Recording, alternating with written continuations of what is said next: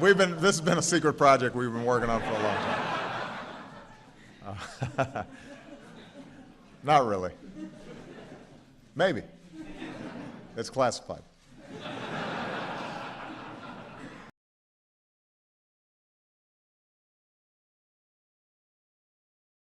Es ist dem Feind gelungen, die Front in breiter Formation zu durchbrechen. Im Süden hat der Gegner Zossen genommen und stößt auf Stahnsdorf vor. Der Feind operiert jetzt am nördlichen Stadtrand zwischen Frohnau und Pankow. Und im Osten ist der Feind bis zur Linie Lichtenberg-Marsdorf-Karlshorst gelangt.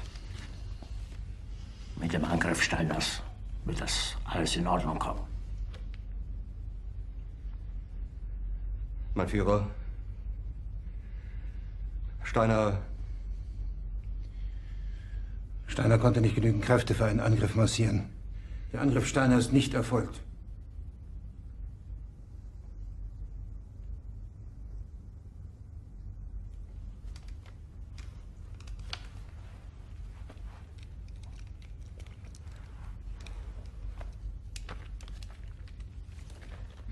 Es bleiben im Raum Keitel, Jodl, Krebs und Burgdorf.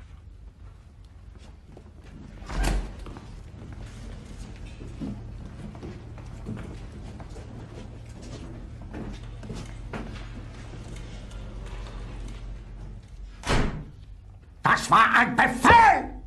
Der Angriff Steiners war ein Befehl!